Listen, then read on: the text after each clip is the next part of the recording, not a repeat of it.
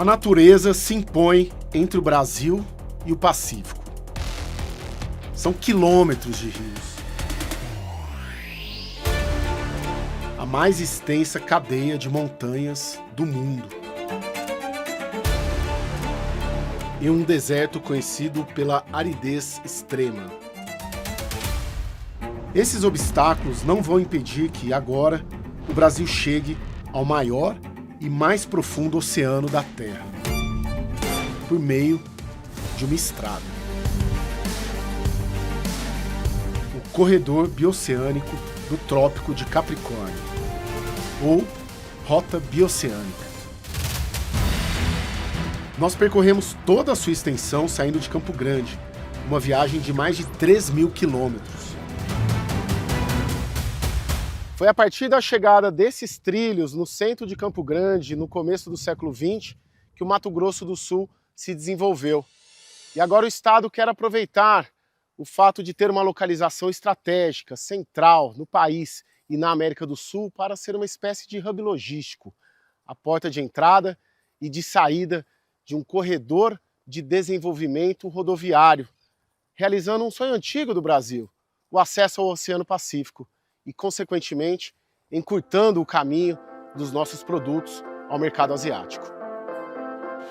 A rota que sai do Mato Grosso do Sul atravessa o norte do Paraguai e da Argentina e chega aos portos do norte do Chile, se tornou a mais viável das 5 rotas nas quais o Brasil investe rumo ao Pacífico.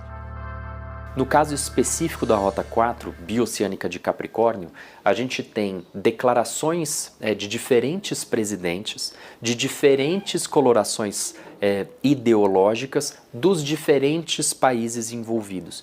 Então tem uma institucionalidade envolvendo Brasil, Paraguai, Argentina e Chile, que são os países envolvidos na Rota 4, que está muito consolidada.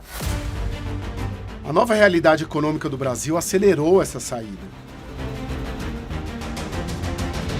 O agronegócio puxa o desenvolvimento do centro-oeste do Brasil em direção ao mercado asiático, especialmente o da China, nosso principal parceiro comercial. No ano passado, o gigante asiático respondeu por 41% do superávit comercial do Brasil. Mato Grosso do Sul é um dos maiores produtores de soja do país e a commodity teve peso importante nesse resultado.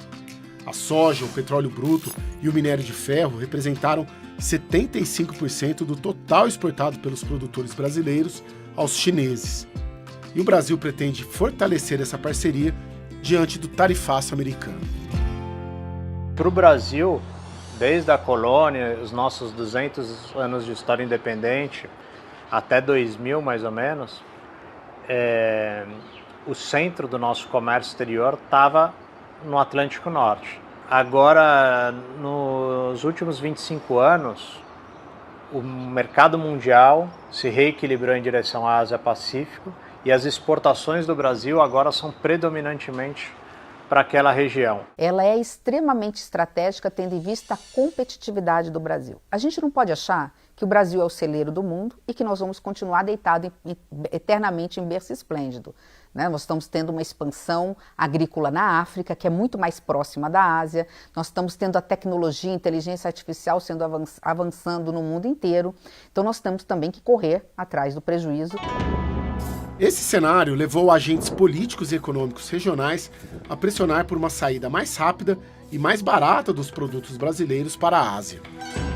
As estimativas oficiais apontam que a rota diminui em 17 dias o tempo para as mercadorias chegarem à Ásia e em 30% o frete em relação ao que se gasta para se escoar os produtos pelo Oceano Atlântico via Porto de Santos.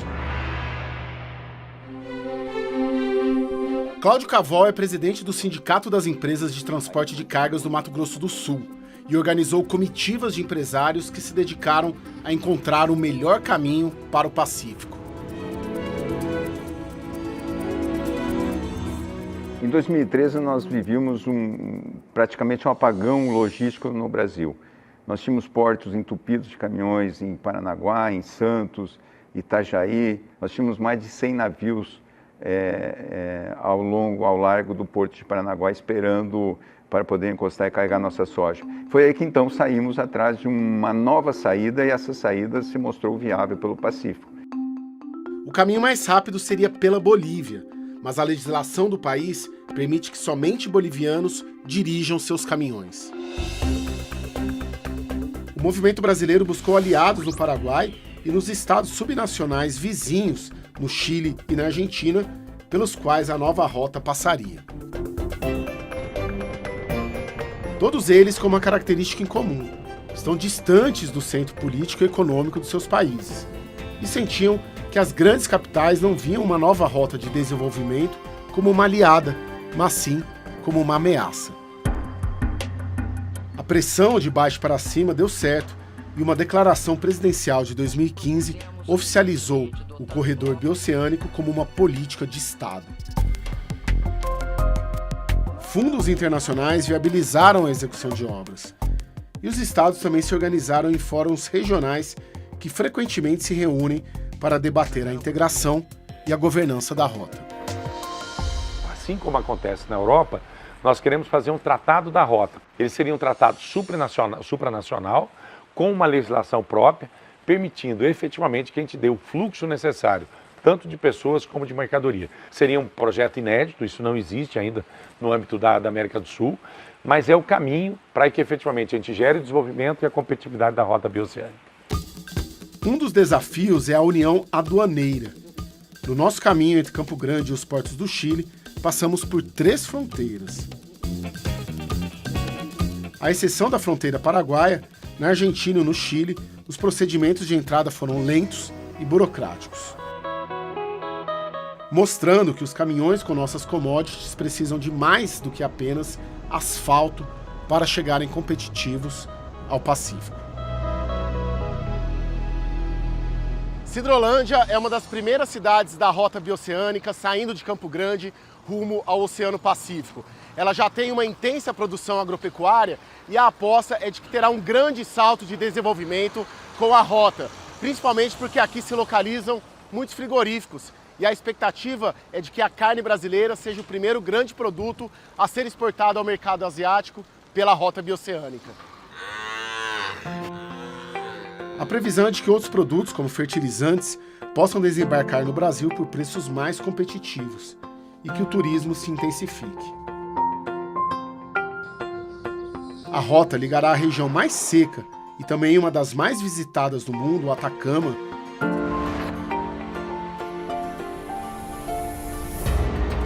a uma das áreas mais úmidas, o Pantanal brasileiro.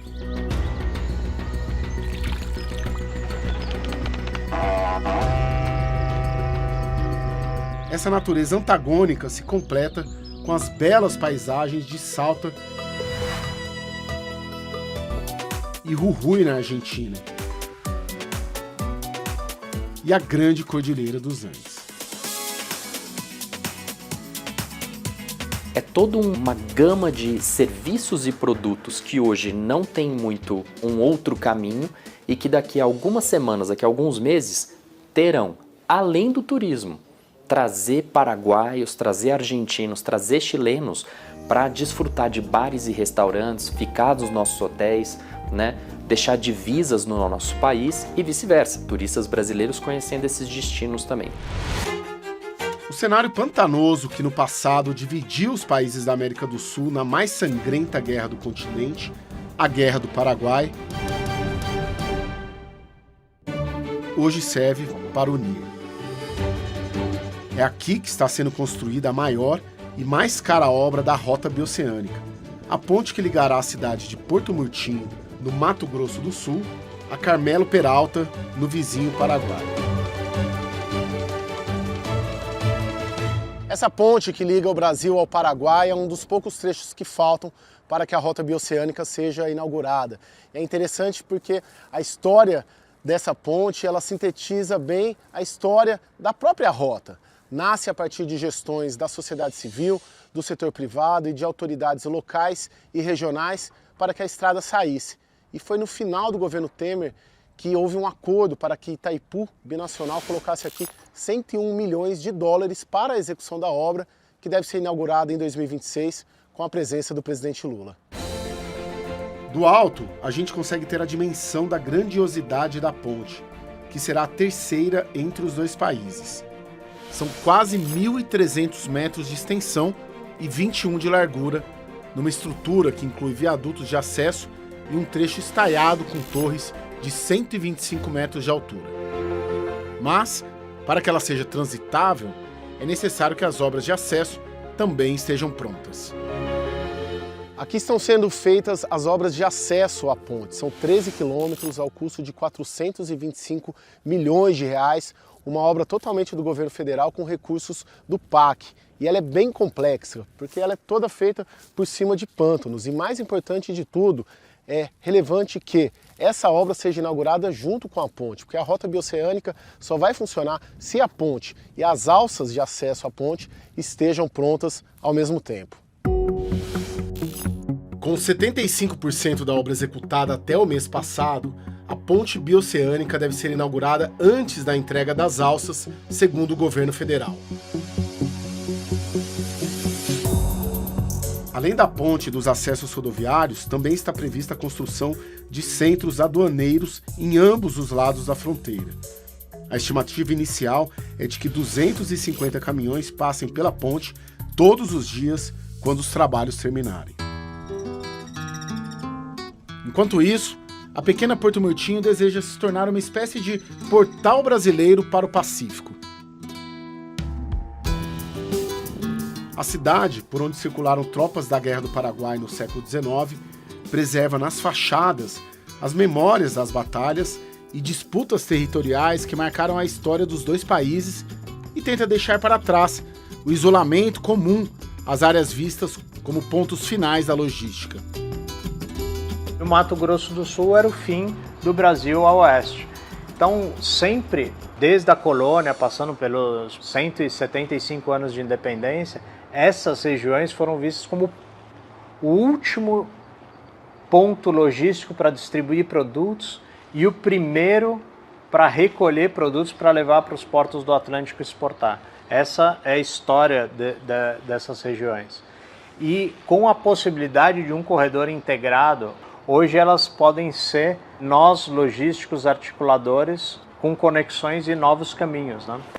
Hoje, com 15 mil habitantes, Porto Murtinho sonha com crescimento e já conta com um novo plano diretor que pretende reorganizar a infraestrutura do município para os próximos 10 anos.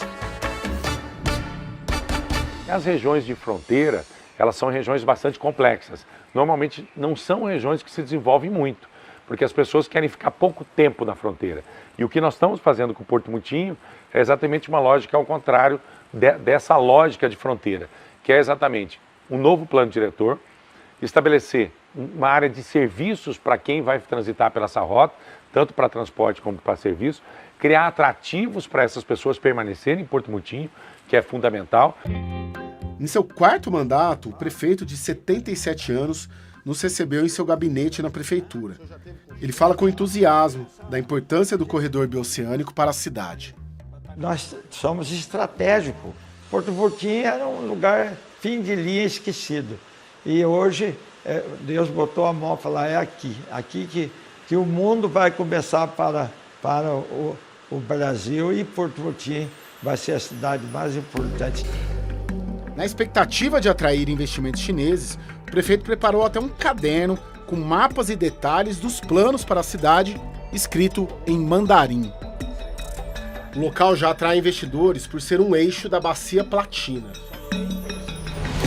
Como este porto privado, com potencial de expandir seus negócios com a chegada da rota.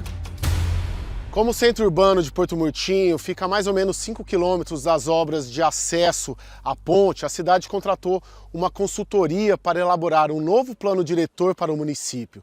E essa consultoria sugeriu exatamente o que está sendo feito aqui. Uma avenida interligando a zona urbana à zona rural e também um projeto de praticamente um novo bairro aqui, onde a gente vê essa área verde, justamente para aproveitar o potencial que a ponte vai dar de exploração de veículos e de pessoas e potencializar os ganhos econômicos do município. nós vamos ter um crescimento populacional muito grande e isso vai exigir serviços públicos mais robustos na saúde, na educação, no saneamento. Então, com isso, a gente tem que tomar todo esse cuidado. A expectativa é de que a população de Porto Murtinho triplique com o aumento do fluxo de pessoas, a chegada de funcionários aduaneiros e agentes para reforçar a segurança na fronteira. A cidade olha para o futuro sem perder a tradição. Como representada pela Orquestra de Crianças e Jovens Músicos, um projeto que busca resgatar a identidade fronteiriça de Porto Murtinho por meio da harpa paraguaia. A harpa, que mescla as raízes indígenas à presença colonial no continente, é a síntese da influência do país vizinho na cidade. Mais um instrumento no qual Brasil e Paraguai se encontram.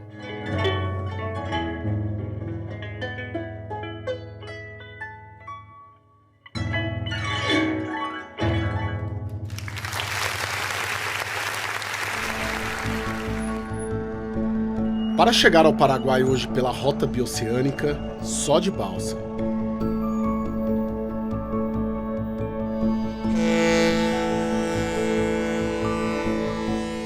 O repórter cinematográfico Djalma Sena e eu saímos de Porto Murtinho, do lado brasileiro, e atravessamos o Rio Paraguai em direção a Carmelo Peralta, o primeiro município do outro lado da fronteira.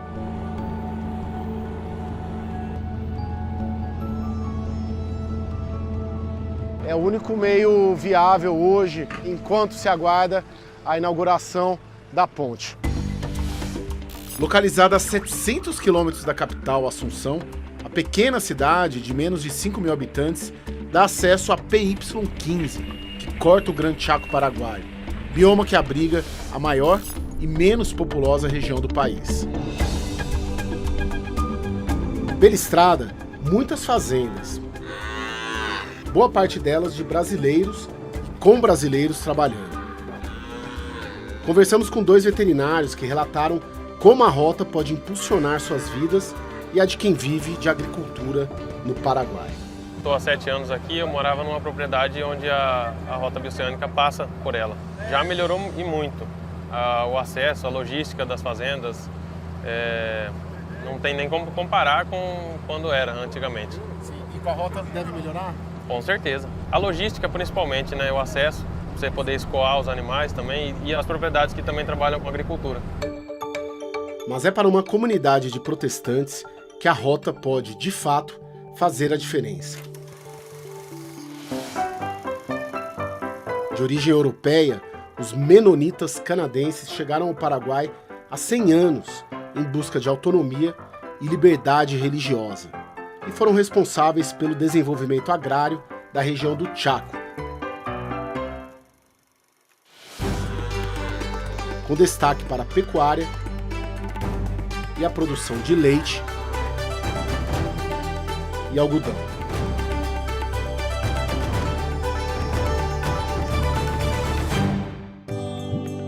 Hoje, cerca de 45 mil menonitas vivem no país, espalhados em 19 colônias. A pele, o cabelo e os olhos claros característicos do grupo são comuns em Loma Plata, no centro do Chaco paraguaio. Patrick Friesen é um dos seus líderes. Ele explica a filosofia de sua gente, que tem até um museu na cidade.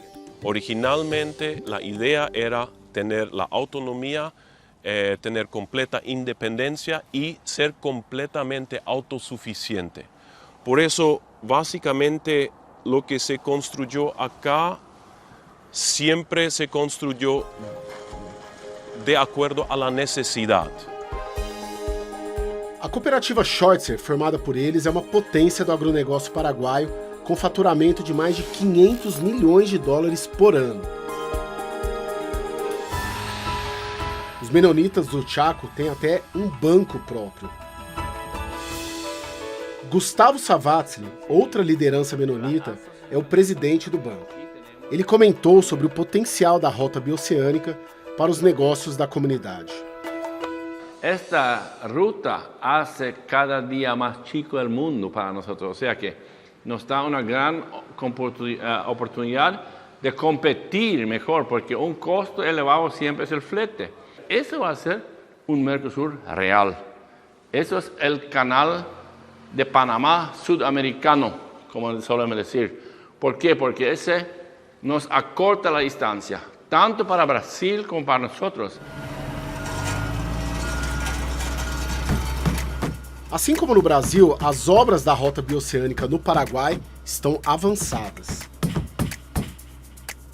Aqui em Mariscal Estigarribia, no Paraguai, é o exato trecho da Rota Bioceânica onde acaba o asfalto e começam 200 quilômetros, mais ou menos, de estrada de terra até a fronteira com a Argentina. Essa estrada está em pavimentação por parte do governo do Paraguai, as obras estão bem aceleradas, inclusive na placa de apresentação dessa obra faz uma menção direta à Rota Bioceânica, dizendo que a rota conecta o Oceano Atlântico ao Oceano Pacífico por meio do Chaco Paraguaio. Para o Paraguai, a rota simboliza a guinada econômica liberal que o país tomou com os presidentes de direita que comandam o país desde 2013. Horácio Cartes, Mário Benítez e Santiago Pena. A ideia é sair do isolamento histórico do país e fugir da pecha de um lugar simpático à pirataria para se consolidar como uma força exportadora por meio da rota. Tiene un carácter geopolítico, de integración y dinamizador de nuestra economía, posicionando a Paraguay en el centro del desarrollo del continente y con una visión clara para convertir nuestro país en el hub logístico más importante de la região. Os números já começam a aparecer. Em relatório publicado no ano passado, o Banco Mundial disse que o Paraguai caminha de país fechado a terra de oportunidade e destacou a consolidação do crescimento da economia. Em 2024, o PIB paraguaio cresceu 4,2%, o melhor resultado dentre os países da Rota Bioceânica. Para Arnold Wiens, ex-ministro de Obras Públicas, na prática o Paraguai está criando um novo eixo de desenvolvimento após investir em outras rotas de integração local. Vamos a hablar de un nuevo Paraguay, un Paraguay integrado, un Paraguay que tiene un tremendo potencial de crecimiento y todos los economistas y analistas del futuro del Paraguay están diciendo que el Chaco paraguayo a través de estas inversiones va a ser el que mayor riqueza genere a Paraguay en las próximas décadas. A previsão é de que o trecho paraguaio da rota seja finalizado em 2026.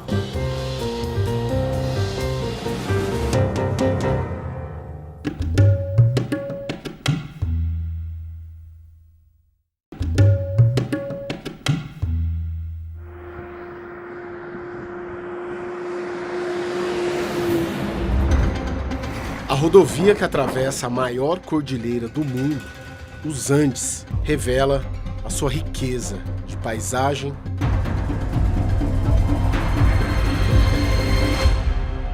de gente e de minérios. Estamos numa região que se chama Triângulo do Lítio, formado ali por Argentina, Chile e Bolívia, onde se concentram as maiores reservas mundiais desse mineral, que é uma peça-chave nessa disputa geoeconômica entre Estados Unidos e China. São de salares como esse, aqui no meio da Cordilheira dos Andes, que se extrai o lítio para ser exportado. Mas a Rota Bioceânica abre uma possibilidade de que esse mineral também desenvolva uma cadeia produtiva aqui na América do Sul.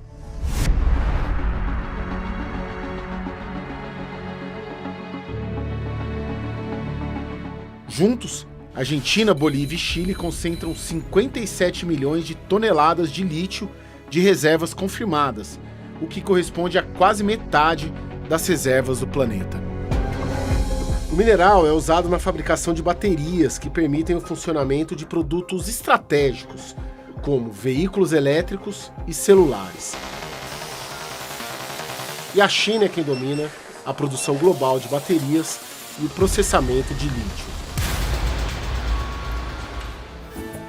Essa liderança chinesa virou um dos principais pontos de embate entre as duas potências, China e Estados Unidos, pois se acredita que quem controlar a produção de baterias vai dominar o mundo.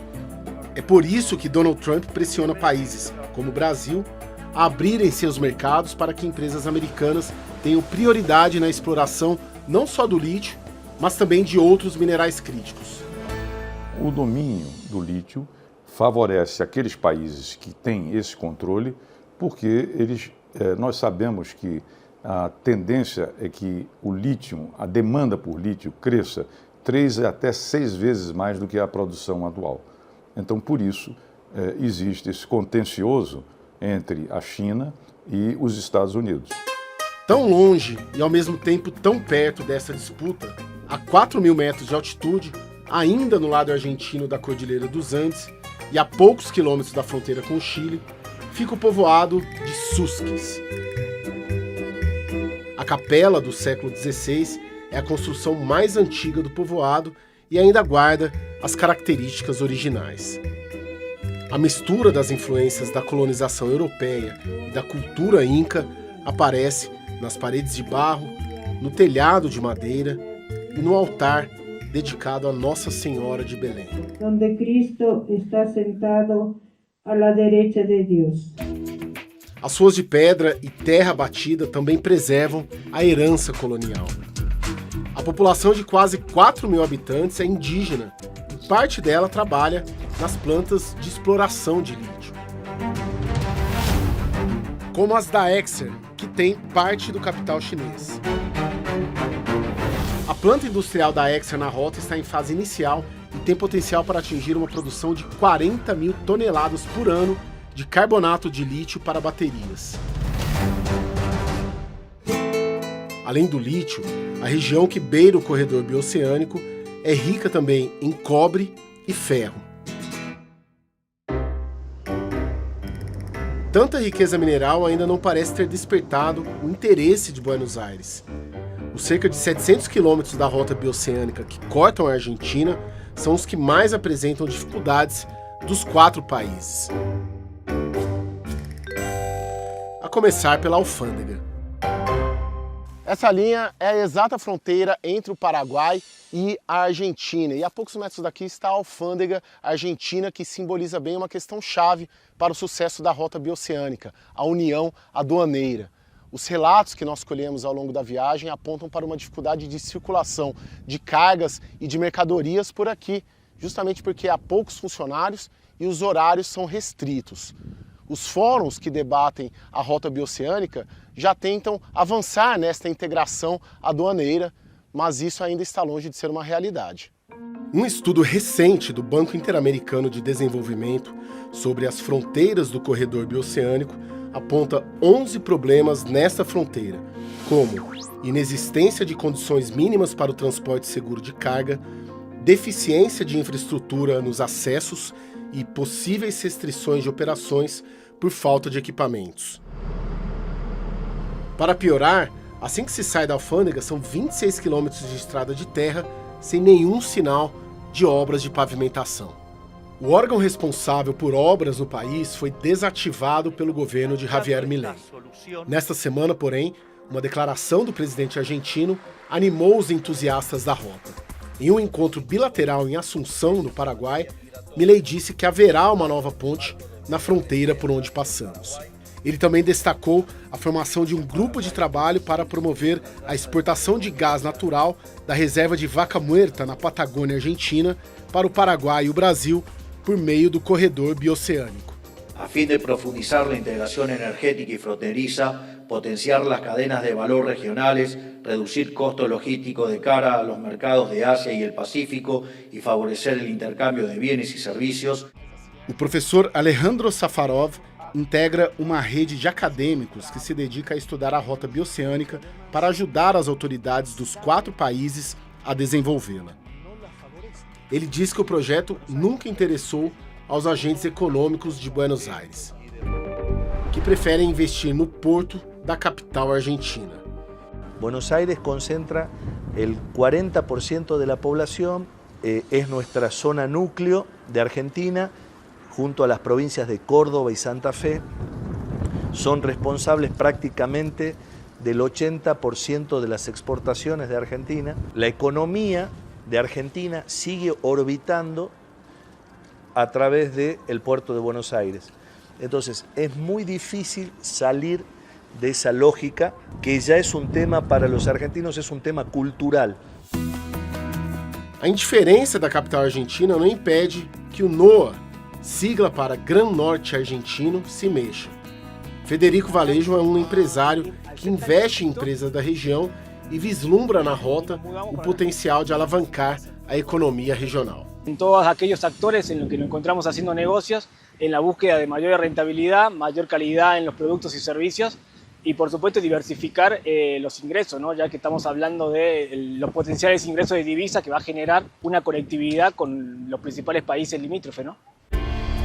A CNN procurou a Casa Rosada, que informou que a pavimentação do trecho não pertence à jurisdição nacional e que há previsão de intervenção em alguns pontos. Enquanto isso, o norte argentino aguarda.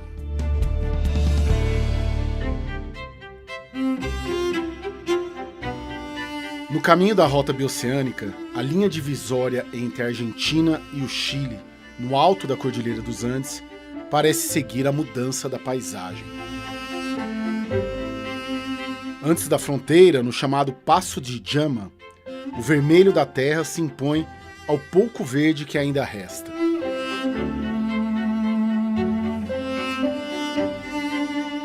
A presença das lhamas completa o cenário. O movimento do asfalto parece não incomodar a rotina dessas moradoras de pernas compridas e passo lento. Quando elas pedem passagem, é preciso parar. Depois da fronteira, prevalecem o branco da neve e seu contraste com o azul do céu. As geleiras no topo dos Andes impressionam. Mas foram elas que seguraram a nossa equipe e muitos caminhões por 3 dias. As autoridades chilenas fecharam a fronteira porque não havia segurança para trafegar na estrada. Aqui é o Passo de Jama, fronteira entre a Argentina e o Chile no alto da Cordilheira dos Andes. Essa fronteira está fechada há 4 dias por conta da neve. Inclusive tem uma fila aqui de mais de 3 quilômetros de caminhões aguardando a entrada, mostrando que os desafios da rota bioceânica vão para além do asfalto no chão ou da união aduaneira. Também há os desafios que a natureza impõe. Luiz saiu de Uruguaiana, no Rio Grande do Sul, com cargas que vão abastecer as minas de lítio do norte do Chile. Ele disse que é comum ficar parado na estrada nesta época do ano por causa da neve e dos problemas de infraestrutura. Ela é recorrente quando dá alguma nevada, vento forte no meio do deserto, que é o mais perigoso, né? Mas essa época do ano, no inverno mesmo. Esse ano agora já é a terceira feia que dá assim de ficar um monte de dia.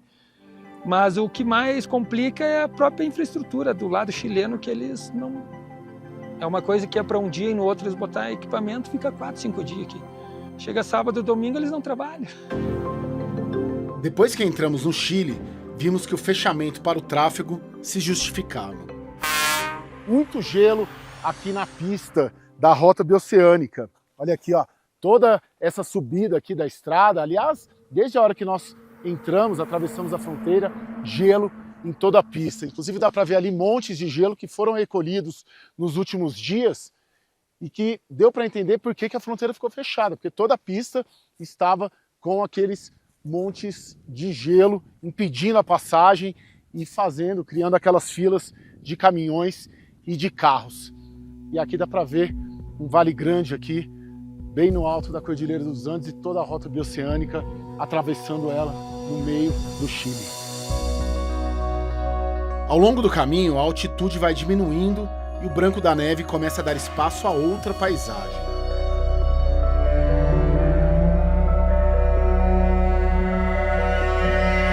E logo, avistamos São Pedro de Atacama, o portal para o deserto mais seco do mundo. pequena cidade de ruazinhas estreitas é a base de partida para os turistas que visitam o deserto do Atacama. E eles são muitos ao longo do ano. A população, de cerca de 8 mil habitantes, chega a aumentar em 70% nos meses de alta temporada, como janeiro, fevereiro e julho.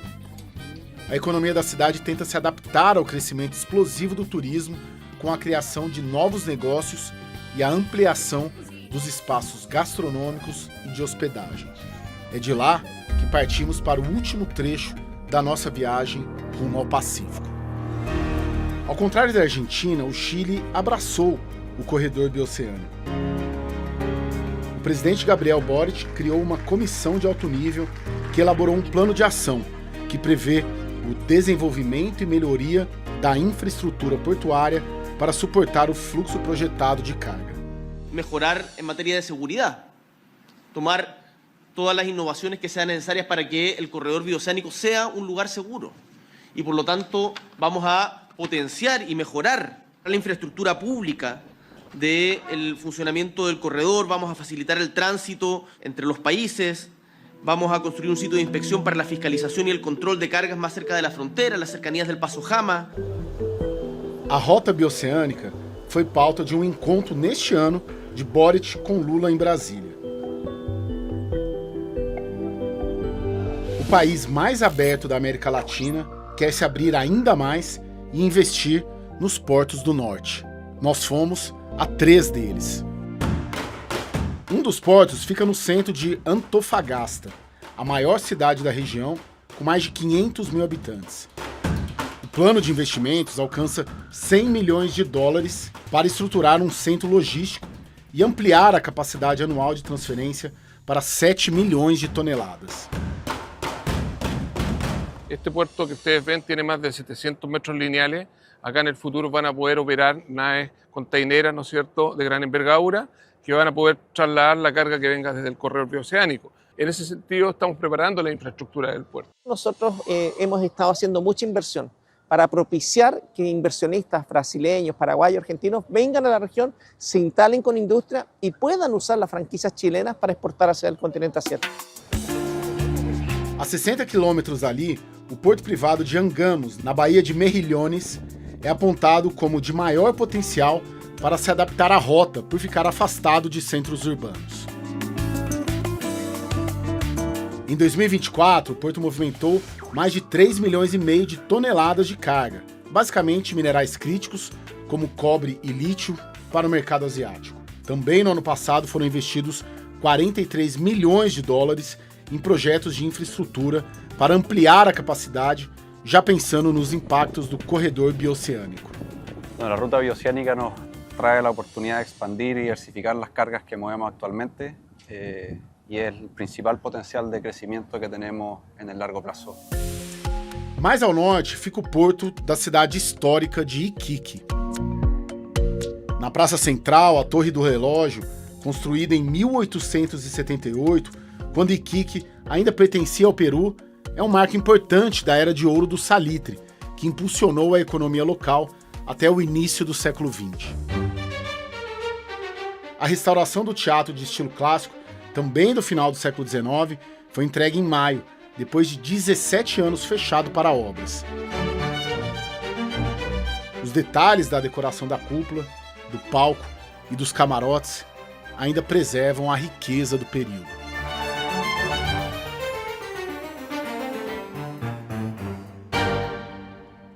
O Museu Regional, inaugurado em 1960, depois do declínio da indústria do salitre, também guarda as memórias do apogeu econômico e cultural da cidade, além de celebrar a presença indígena e a ancestralidade andina.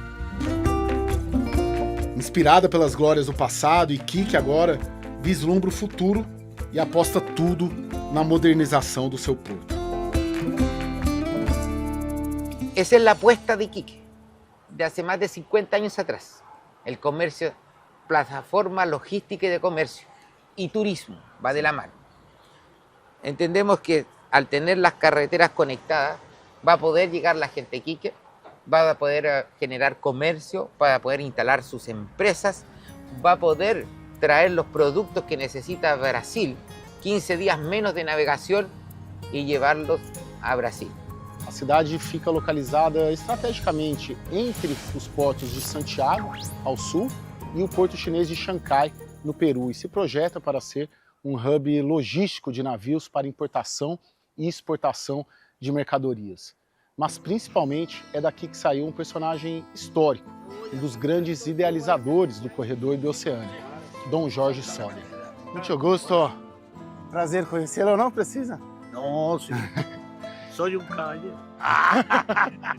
Prefeito de Iquique por 4 vezes, pai do atual prefeito e hoje senador, Jorge Soria construiu toda a sua carreira política, tendo como bandeira unir o Oceano Pacífico ao Atlântico por meio de rodovias.